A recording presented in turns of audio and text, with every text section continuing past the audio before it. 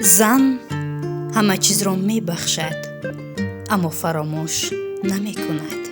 зане ки хушбахтӣ мехоҳад ба алмоси дасташ не ба гули ҳадияшуда нигоҳ мекунад. марди хушбахт дар дунё се неъмат дорад: забони зикркунанда, қалби шукркунанда, бадани дар бало сабркунанда ва зани солиҳа. зани иқтисодон амволи шавҳарро эҳтиёт мекунад. зафари муъмин аз ҳаром гурехтан аст.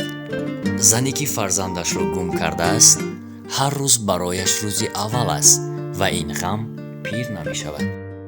нафаре ба ту пушт гардонд, зиқ нашав, зеро дӯсту душманатро хоҳӣ донист. назди зан оиди занҳои бегона ҳарф назанед, зеро ӯ ҷуръат пайдо мекунад ки оиди мардҳои бегона назди шумо ҳарф занад.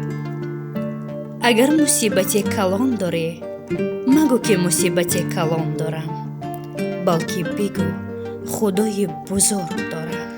дӯстонатонро зиёрат кунед, вагарна хори марғулон роҳи дӯстиро мепӯшонад. инсон бо забонаш не, бо амалаш бояд сухан бигӯяд. ду чизро аслу фаромӯш накун: худо ва маргро. гар ятимеро ғамгин дидӣ, дар назди ӯ сари фарзандатро сила макун. ба ягон амал мағрур нашав, зеро амалҳо бо оқибаташон санҷиш мешаванд. ҳасадхӯронро роҳату бадахлоқонро шараф нест. на аз касе хафа шаву, на касеро хафа кун. аз ҳамроҳи боахмақ танҳоӣ беҳтар аст.